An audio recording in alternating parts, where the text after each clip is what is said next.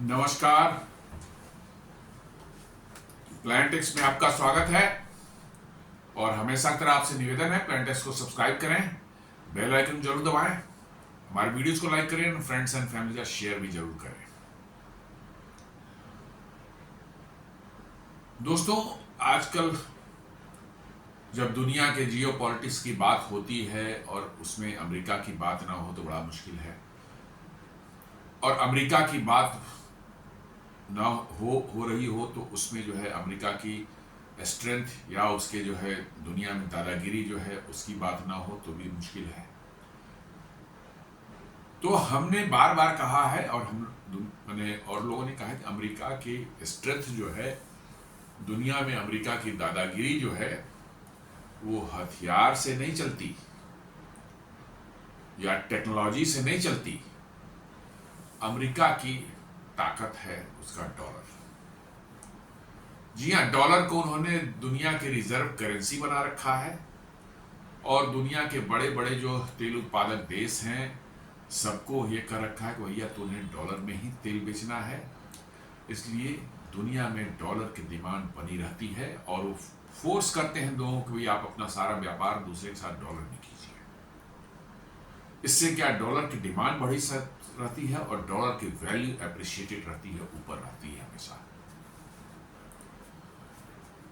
जी हाँ, उनकी economy down हो जाए लेकिन डॉलर डाउन नहीं होता क्योंकि उसकी डिमांड बढ़ती है। तो आपको ऑयल खरीदना है सऊदी अरब से, चाहे यूएई से, चाहे इराक से, आपको डॉलर चाहिए, आप डॉलर खरीदेंगे। आपको डॉलर चाहिए तो डॉलर की डिमांड बढ़ेगी।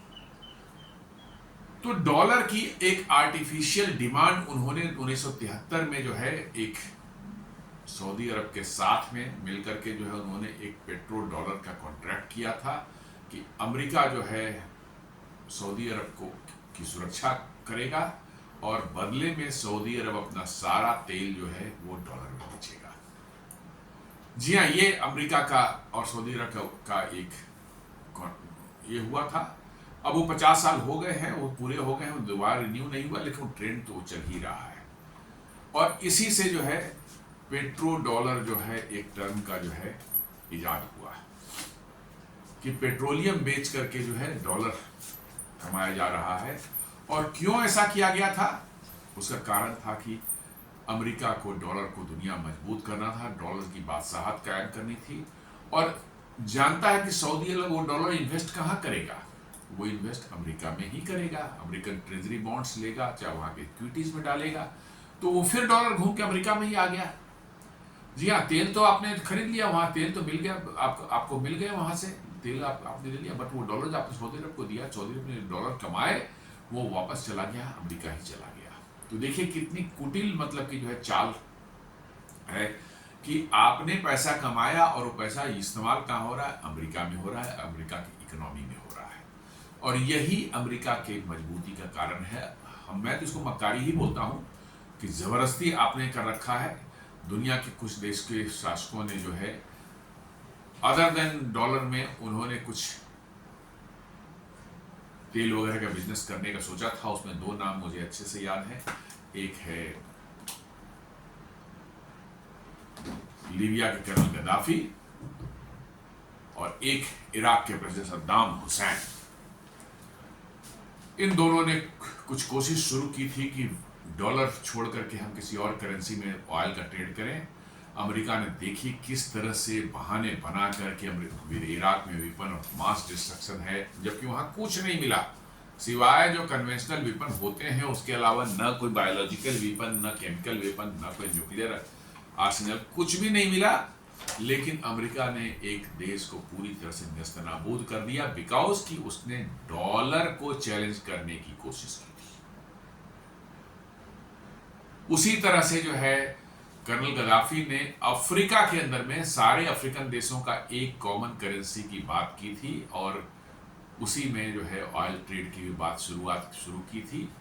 अफ्रीका उस समय, लीबिया जो है उस समय दुनिया का one of the richest country में माना जाता था और सारी सुविधाएं थी, बड़े open, despite of mostly population जो है कोई वहां रेस्ट्रिक्शन नहीं, लेडीज फ्री थी, सब कुछ ठीक था, बड़ा ही मतलब कि जो है सुविधाएं थी हर तरह की, देश में बड़ा चकाचक की बिल्कुल था।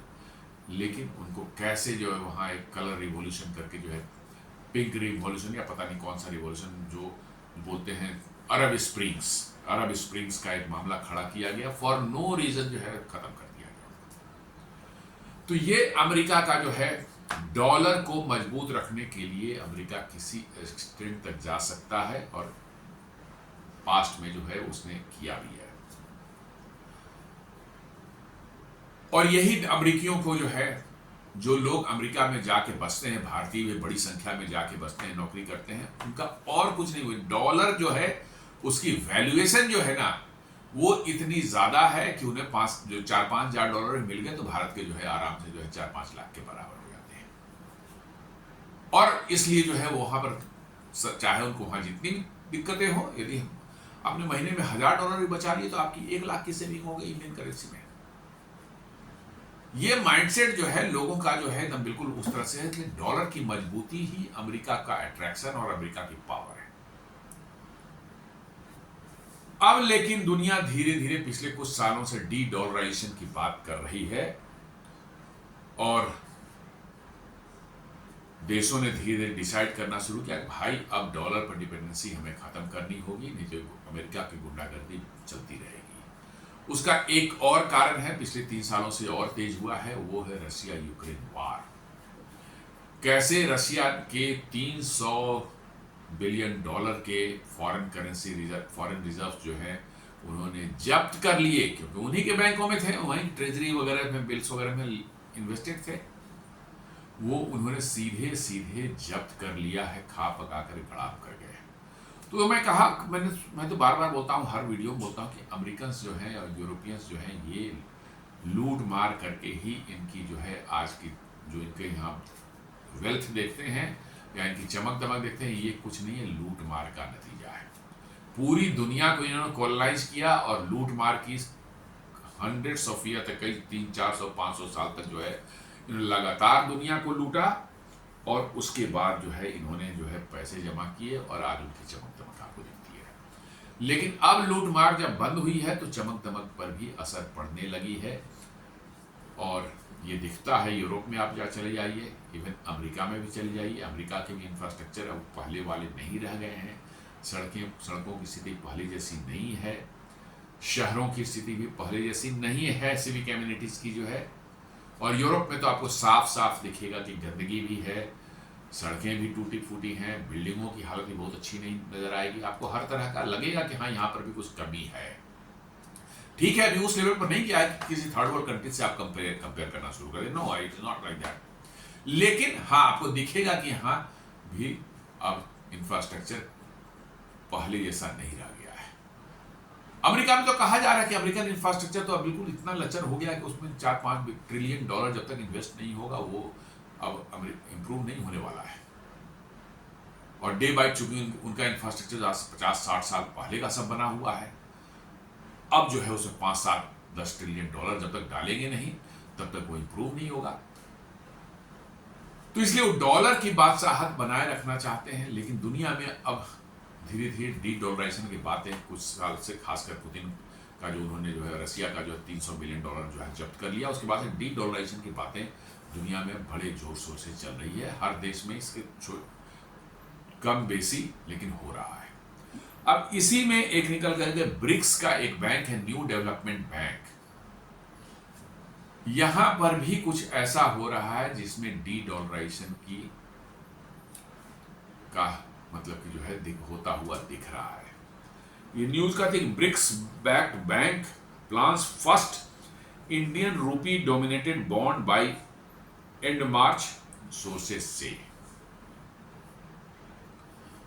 जी हाँ, मतलब कि जो है ब्रिक्स की जो है फाउंडर कंट्री जो है India, Russia, China, Brazil, south Africa, इन्होंने एक बैंक बनाया है न्यू डेवलपमेंट बैंक। हालांकि उसके और भी मेंबर्स हैं जो कि ब्रिक्स के मेंबर्स नहीं हैं, क्योंकि इन्होंने ऐसा बनाया कि भैया ये है तो ब्रिक्स के फाउंडर मेंबर्स ने बनाया है बैंक को, लेकिन जो यूनाइटेड नेशंस के मेंबर कंट्रीज हैं वो यदि ब्रिक्स के मेंबर ना भी हैं वो इस बैंक का मेंबर बनना चाहते हैं तो बन सकते हैं। उनको अपना हिस्सा देना पड़ेगा बैंक में, और उसे फिर लोन वोन लेना, ये सब जो है उनको भी वो सुविधाएं मिलेंगी।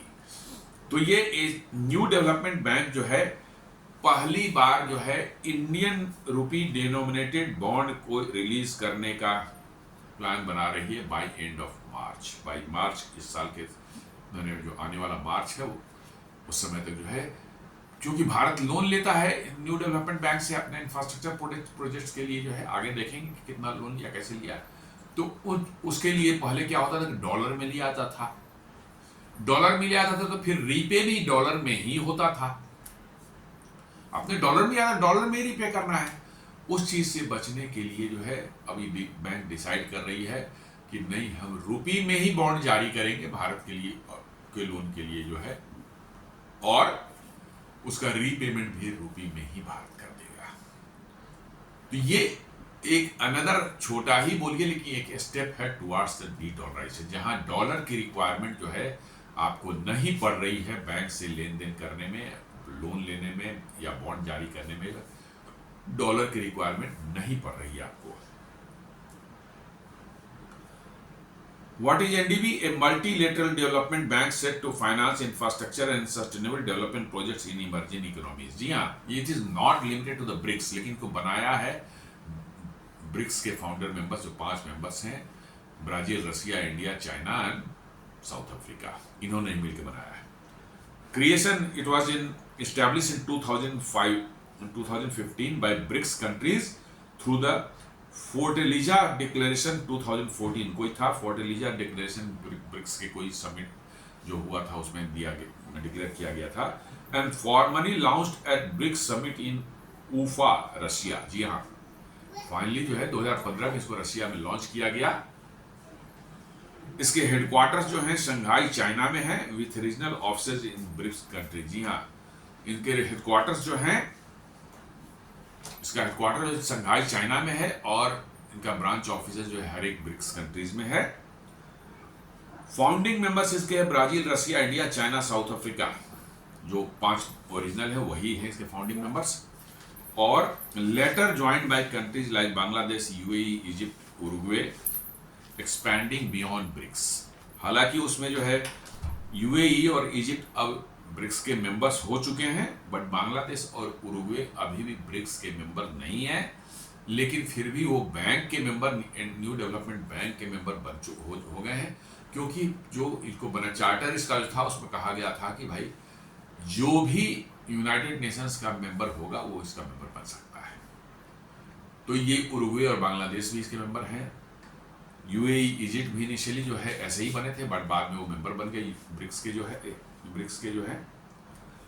की फिगर्स में देखेंगे, NDB has approved nearly $10 billion loan in for 28 major infrastructure and sustainable development projects in India. जी हाँ, भारत ने जो है $10 बिलियन का लोन पहले लिया था उससे, एनडीबी से जो है 28 बड़े इंफ्रास्ट्रक्चर प्रोजेक्ट्स के लिए जो भारत में जो चल रहे थे, $10 बिलियन का लोन लिया था। One of these was a $1 billion emergency assistance loan to India to help with कोविड-19 रिस्पॉन्स। जी हाँ, कोविड-19 जब था उस समय भी एक इमरजेंसी लोन भी $1 बिलियन का भारत ने लिया था न्यू डेवलपमेंट बैंक से। Another recent project a $500 million loan for Gujarat rural road programme, ये भी लिया गया है। गुजरात में रूरल रोड प्रोग्राम के लिए $500 मिलियन का लिए, सब डॉलर्स में लिए गए। Also $350 million loan was approved by the for the Madhya Pradesh major district road upgrade project. यहाँ एक और अप्रूव हुआ है एनडीबी से जो है $350 मिलियन का मध्य प्रदेश के ग्रामीण रोडों की हालत सुधारने के लिए जो है उसका अपग्रेडेशन के लिए जो है लिया गया है। तो ये सब आप देख रहे हैं डॉलर्स में है, इंडियन रुपी में नहीं है, डॉलर्स में है, और इनका रीपेमेंट भी किस में होगा? डॉलर में होगा। जी हाँ, डॉलर में आपने लिया है तो डॉलर में ही रीपे करेंगे। इसका मतलब है कि डॉलर से आपको मुक्ति नहीं मिली। तो अब आगे देखते हैं, ब्रिक्स न्यू डेवलपमेंट बैंक रुपी बॉन्ड डेब्यूट। जी हाँ, अब भारत के लिए जो है वो रूपी में बॉन्ड जारी करने जा रहे हैं। NDB plans to issue its first Indian rupee dominated bond in India domestic market. जी हाँ, रूपी डोमिनेटेड बॉन्ड जो है वो जारी कर रहे हैं इंडिया के डोमेस्टिक मार्केट में, और उससे क्या होगा कि भाई उनके पास रूपी हो जाएगी, रूपी उनके पास में करेंसी जो है एनडीबी पास होगा, और भारत को आगे फ्यूचर में जो लोन मिलेगा वो मिलेगा किस चीज में? रूपी में। और भारत रीपे किस चीज में करेगा? उसी रूपी में। तो आपको डॉलर से आप फ्री हो गए। तो ये है कि एनडीबी जो है भारत इंडियन मार्केट में जो है बॉन्ड जारी करेगा रूपी करेंसी में, जो है लोग उस बॉन्ड को खरीदेंगे। इंडस्ट्रियलिस्ट हैं, म्यूचुअल फंड्स हैं, मतलब कि जो इंडिविजुअल्स भी हैं, वो चूंकि उस पर इंटरेस्ट मिलेगा। आपको मान लीजिए 1 लाख लगा दिया, बोला भैया 10 साल का बॉन्ड है, हम आपको 10% इंटरेस्ट देंगे, तो 10% इंटरेस्ट देंगे बॉन्ड पर, तो आपको 10 साल में आपको मिल जाएंगे 1 लाख रुपए मिल जाएंगे उसके, या 10 लाख रुपए मिल जाएंगे 10 साल में जो है। तो ये बैंक इस तरह से जारी करती है बॉन्ड। तो ये जारी करने से क्या होगा कि एनडीबी के पास में जो है रूपी के फॉर्म में, करेंसी के फॉर्म में जो है पैसे उसके पास जमा हो जाएंगे। और वो क्या करेगा? जब भारत को जरूरत पड़ेगी लोन की, जो कि भारत लेते रहता है, तो वो डॉलर में नहीं देकर के, जो काम तो भारत में होना, तो रुपये में तो पैसे चाहिए ना, रुपये में ही चाहिए। डॉलर भी मिलेगा तो उसको कन्वर्ट करके ही यूज करेंगे, डॉलर तो भारत में चलता नहीं है। तो वो कह रहा है कि हम भारत को आगे से लोन देंगे यूपी में ही। Expected launch before March 2026, pending Reserve Bank of India approval. जी है, रिजर्व बैंक इंडिया को पेपर अप्रूवल चाहिए, फॉर्मल अप्रूवल चाहिए, वो पेंडिंग है, जिसके लिए कारण वो रुका हुआ है। First tranche size estimated 400 to 500 million dollars के बराबर का होगा। जी हाँ, पहला जो बॉन्ड इशू होगा वो करीब 400 से 500 मिलियन डॉलर के वैल्यू के बराबर, रुपी जो होगा उसके बराबर होगा, विच मैच्योर्स बिटवीन 3 to 5 ईयर्स। जी हाँ, 3 to 5 ईयर्स में मैच्योरिटी उसकी रहेगी उस बॉन्ड की जो है। अभी ऐसा प्लान किया गया है। भारत बड़े पैमाने पर जो इंफ्रास्ट्रक्चर डेवलपमेंट आजकल कर रहा है, सड़कें हैं, expressway, highways, expressway, dedicated freight corridor, deep water sea ports, Bharatmala project, Sagarmala project, आप गिनती करते रह जाएं, इतने मतलब कि जो है आप इनके मतलब कि जो है बॉन्ड्स, सॉरी मतलब कि जो है आपको प्रोजेक्ट्स भारत में इंफ्रास्ट्रक्चर प्रोजेक्ट्स मतलब अभी चल रहे हैं, और आगे लाइन लगी हुई है। इतनी तेजी से इंफ्रास्ट्रक्चर प्रोजेक्ट्स डेवलप हो रहे हैं, बड़ी बड़े टनल्स बनाए जा रहे हैं, ब्रिजेस बनाए जा रहे हैं, मेट्रोज बनाए जा रहे हैं, पूरे भारत में जो है शहरों में जो है बुलेट ट्रेन बन रही है, आपको जो है एक्सप्रेसवेज बनाए जा रहे हैं, मतलब लद्दाख तक ट्रेन पहुंचाई जाए, लेह तक ट्रेन पहुंचाने का जो प्रोजेक्ट चल रहा है। अभी अभी Udhampur Srinagar Baramulla rail project complete हुआ है। Eastern dedicated freight corridor, western dedicated freight corridor complete हो चुका है। आपको 3 और नए डेडिकेटेड फ्रेट कॉरिडोर का प्रोजेक्ट मतलब कि जो है उस पर काम चल रहा है, मतलब कि प्लानिंग स्टेज में है। तो कहने का ये सेंस है कि भारत हमेशा से डिफरेंट इंस्टीट्यूशन से, डिफरेंट बैंक से, एशियन डेवलपमेंट बैंक से, वर्ल्ड बैंक से, इन सबों के लोन लेता रहता है, और उसी सिलसिले में एनडीबी से भी भारत ने अब लोन लेना शुरू कर दिया पिछले कुछ सालों से। जो अभी मैं बताया था कि कैसे $10 बिलियन और 450 मिलियन डॉलर इसे भारत कई बार ले चुका है। तो डॉलर में अपना लेकर के भारत ने डिसाइड किया कि रुपए मिलेंगे, तो एनडीबी ने जो रुपी बॉन्ड चालू करके जो है वो रुपी कलेक्ट करेगा, और भारत को जब जरूरत पड़ेगी रुपी से में लोन देगा। Why it matters supports local currency financing for Indian infrastructure and development project. जी हाँ, लोकल जो भी करेंसी आपके देश की है उसी करेंसी में जो है आपको लोन दे देगा वो। चाइना में युआन है तो युआन का बॉन्ड जारी करके जो है युआन इकट्ठा कर लेगा, और चाइना को जब जरूरत पड़ेगी युआन लोन में चाइना को दे देगा। रशिया में रूबल है, यदि रशिया को लोन की जरूरत पड़ेगी तो रूबल में उसको लोन दे दिया जा सकता है। तो यह है कि लोकल करेंसी में फाइनेंसिंग की जा सकती है इंफ्रास्ट्रक्चर एंड डेवलपमेंट प्रोजेक्ट्स को जो है। You need not go for the dollar bond. Helps NDB avoid currency mismatches borrowing and lending in the same currency. जी हाँ, करेंसी मिसमैच बोलते हैं, कभी कभार जो है दिक्कत हो जाती है। जैसे कि आपने डॉलर में लोन ले लिया और जब रीपेमेंट की का समय आया 2-4 साल 5 साल बाद जो है, उस समय आपके देश की फॉरेन करेंसी की स्थिति खराब हो गई और आपके पास डॉलर नहीं है, तो आपको रीपे करना है, डॉलर में ही रीपे करना है, दूसरे करेंसी में नहीं कर सकते।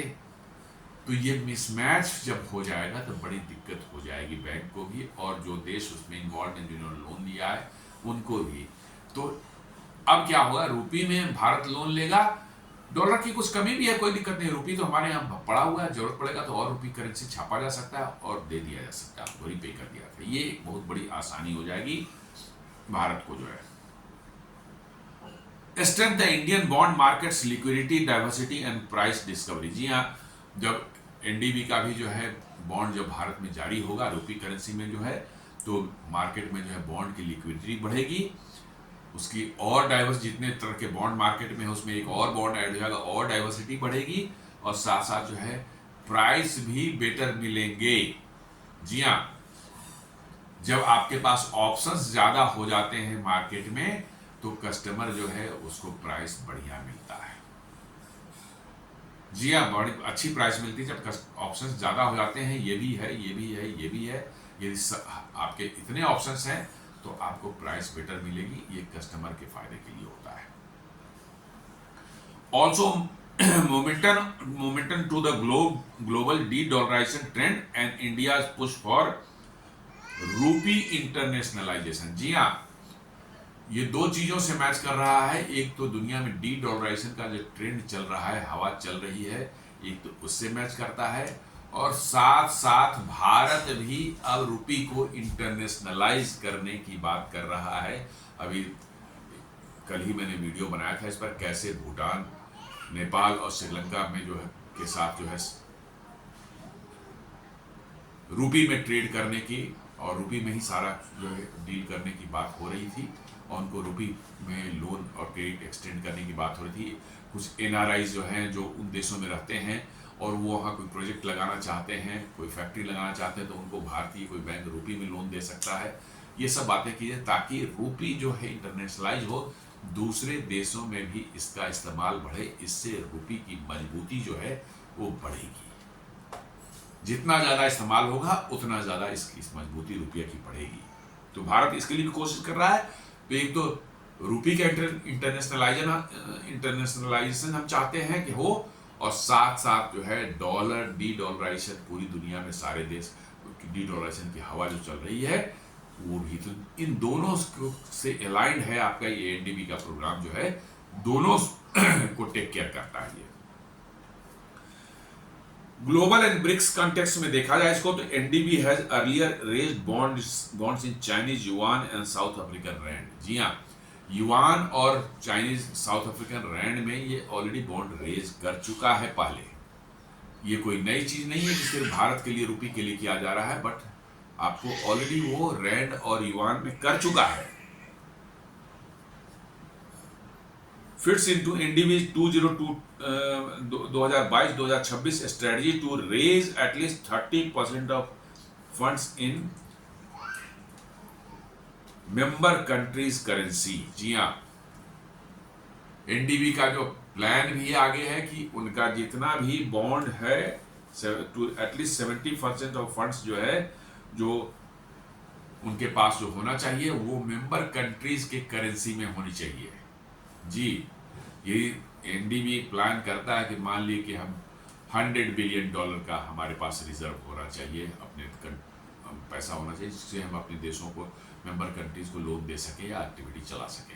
तो उसका $30 बिलियन जो है रूपी में होगा, बांग्लादेश रूपी में हो सकता है, युआन में रख सकता है, रैंड में रख सकता है, रूबल में रख सकता है। मतलब 30% उनका प्लान है कि हम एटलीस्ट जो है मेंबर कंट्रीज के करेंसी में ही उतना अपना रिजर्व रखें।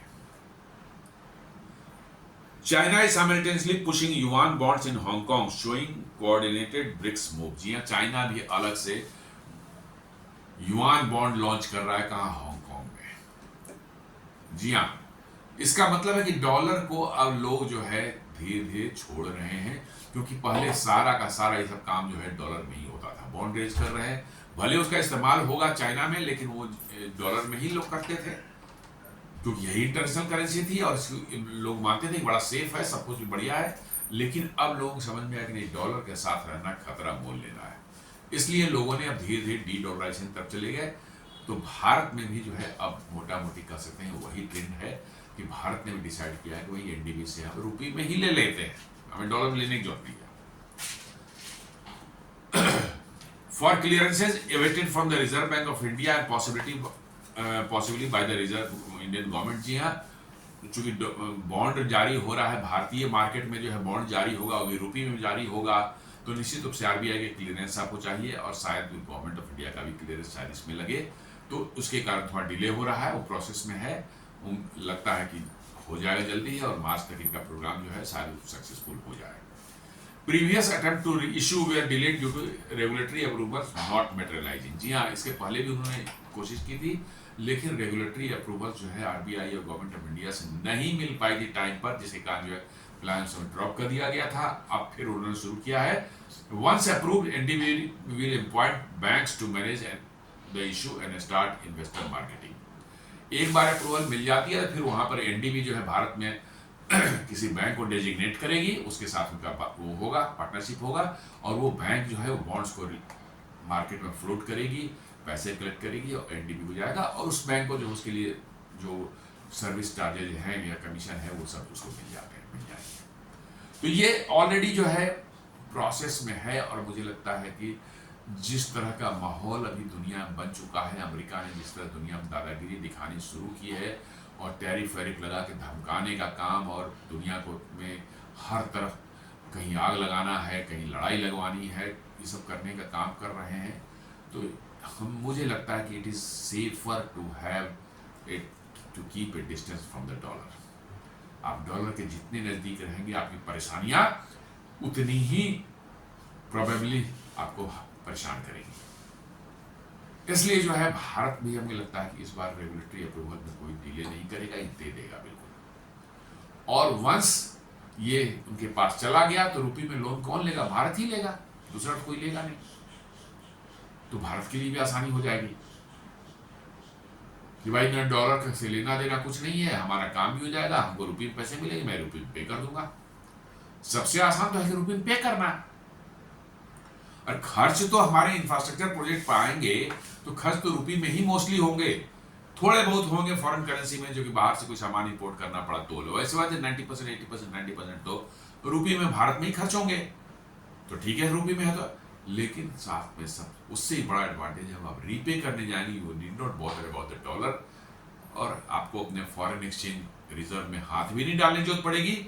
आपने रुपये में लिया था, आपने रुपये में पे कर दिया। That is the biggest advantage. एक रिस्क है थोड़ा सा कि rupee volatility poses risk to foreign buyers unless hedged. जी हाँ, पर रुपी का जो वैल्यूएशन जो है पिछले कुछ समय हमने देखा है कि गिरी है, काफी गिरी है। ये एक मैंने थोड़ा सा रिस्की माहौल हो जाता है कि भाई रुपी बेस्ड बॉन्ड को कौन लेना चाहेगा, क्योंकि जो इंटरेस्ट रेट उसने प्रॉमिस किया जाएगा वो इंटरेस्ट रेट उनको मिलेगा जब मैच्योरिटी पर, पता नहीं उस समय रुपी की क्या वैल्यू हो। यदि ज्यादा डिवैल्यू हो जाएगी तो मालूम है उनका जितना इंटरेस्ट मिला सबके सब उसी में खत्म हो गया। तो ये एक रिस्क जरूर है कि फॉरेन बायर्स के लिए जो है ये थोड़ा सा प्रॉब्लम है, बट भारतीयों के लिए कोई समस्या नहीं है। जो इंडियन सिटीजन्स हैं भारत में जो रहते हैं उनके लिए कोई समस्या नहीं। हाँ, फॉरेन बायर से इसको लेना चाहेंगे उनके लिए जरूर दिक्कत की बात है। Regulatory delays can push back launch timelines, but मुझे लगता है कि this time it will happen. Regulatory delay नहीं होगी शायद, क्योंकि अब इंडिया भी जो है किसी तरह से डॉलर से मुक्ति चाहता है। जितना भी काम नॉन डॉलर डिनोमिनेशन में आप कर सके उतना बेहतर है। इसलिए भारत भी हमें लगता है कि इस बार उनको ये परमिशन या उनके रेगुलेटरी अप्रूवल दे ही देगी। Market condition at the time of issue will affect pricing and subscription strength. जी हाँ, मार्केट कंडीशन कैसी होगी उस समय, जिस समय ये बॉन्ड लॉन्च होता है उस समय उसके हिसाब से इसकी प्राइसिंग और सब्सक्रिप्शन का कितने लोग सब्सक्राइब करते हैं इसको, ये डिसाइड होगा मार्केट कंडीशन के हिसाब से। ये एक है कि किस अप्रोप्रिएट मोमेंट पर आपको लॉन्च करना चाहिए, सही जगह पर। ऐसा नहीं कि मार्केट कंडीशन बहुत खराब है, लिक्विडिटी की हालत अच्छी नहीं, उस समय आपने लॉन्च कर दिया तो then it will become a problem. Strategic impact को देखें, strengths India's image as serious player in the global financial system. जी हाँ, strengthens India's image as a serious player in the global financial system. मतलब once rupee जो है NDB रूपी में भी डील करने लगे तो एक बहुत बड़ी चीज हो जाती है कि इंटरनेशनल बैंक और रूपी में जो है लोन दे रहा है और ले रहा है लोगों देशों को जो है। यू कैन इमेजिन, इसका मतलब कि भारत का इमेज जो है ग्लोबल फाइनेंशियल प्लेयर के रूप में जो है और स्ट्रेंथन होने वाला है। Reinforces BRICS ambition to challenge the dollar's dominance. जी हाँ, ब्रिक्स का जो है एक छुपा हुआ एजेंडा है कि ओपनली किसी ने नहीं बोला है, बट ब्रिक्स का एक छुपा हुआ एजेंडा जरूर है कि डॉलर के डोमिनेंस को हमें खत्म करना है। तो ये उसका भी वो भी काम करेगा। ये creates a president for more rupee based global funding investments instruments. इसके बाद यदि ये सक्सेसफुल हो जाता है और इंटरनेशनल बायर्स भी इसमें अच्छे खासे आ जाते हैं तो ये एक रोड मैप, ये रास्ता खोलेगा आपको कि रूपी बेस्ड ग्लोबल फंडिंग इंस्ट्रूमेंट की तरफ आपको ले जा सकता है। जी हाँ, रूपी बॉन्ड आप यूरोप में लॉन्च कर सकते हैं, अमेरिका में लॉन्च कर सकते हैं, और वहां के लोग यदि उसको लेते हैं, लेना शुरू कर देते हैं, इट विल बी समझिए turning point for your financial system. क्यों? आप रूपी में ले रहे हैं बॉन्ड, आप अपना काम कर रहे हैं, इंफ्रास्ट्रक्चर प्रोजेक्ट आपका इंप्लीमेंट होगा, भारत सरकार के डेट वगैरह जो है उनका सर्विसिंग होगा, जो भी काम होगा, और फिर जो लौटाना होगा आप रूपी में लौटा देंगे। जी हाँ, उनको रूपी में लौटा देंगे। अब एनआरआई जो है वो डॉलर उनके पास में, और डॉलर से भारत में आकर करेंसी इंडियन करेंसी खरीद सकते हैं और इसमें इन्वेस्ट कर दे सकते हैं और उनको रूपी में मिल जाए। तो इससे क्या होता है कि रूपी का इस्तेमाल दुनिया में बढ़ने लगता है और रूपी को एक इंटरनेशनल स्टेटस मिल जाती है। Positions India closer to its long term goal of rupee internationalisation. जैसा मैंने कहा कि भारत का भी लॉन्ग टर्म गेम है कि हमारा रूपी जो है इंटरनेशनलाइज हो, इसका वैश्वीकरण हो, और इससे जो है हमें हमारे रूपी की मजबूती होगी और दुनिया के फाइनेंशियल सिस्टम पर भी हम डोमिनेट कर पाए, चाहे हमारा भी उसमें एक अच्छा खासा रोल हो। ये भारत का जो है एम है। तो ये उस तरफ भी आपको जो पुश करता है उसको भी अचीव करने में आपको हेल्प करता है। तो दोस्तों, ये एक छोटा सा विश्लेषण था हमारा कैसे नेशनल डेवलपमेंट बैंक जो ब्रिक्स का बैंक है, इन्होंने रूपी डोमिनेटेड बॉन्ड जो है भारत में लॉन्च करने का अनाउंस किया है, ताकि उनके पास रूपी डिनोमिनेशन में भी करेंसी उनके पास रहे, और भारत को जब लोन या किस तरह की जरूरत भारत जो एनडीबी से लेता है वो रूपी में ही लोन दे भारत को, और रूपी में ही लोन का रीपेमेंट भारत उनको करे। तो ये भारत सरकार के जो है और आरबीआई के रेगुलेटरी अप्रूवल के लिए पड़ा हुआ है। यदि अप्रूव हो जाएगा तो बाई मार्च तक जो है शायद वो बॉन्ड जो है भारत इंडियन मार्केट में लॉन्च हो जाए। ये बहुत बड़ी खबर होगी भारतीय फाइनेंशियल सिस्टम के लिए। तो उम्मीद करता हूं वीडियो आपको पसंद आया होगा। इस हमारे वीडियोस को आप लाइक करें, फ्रेंड्स एंड फैमिली के साथ शेयर करें, हमारे चैनल को सब्सक्राइब करें और बेल आइकन दबाना बिल्कुल नहीं भूलें। धन्यवाद।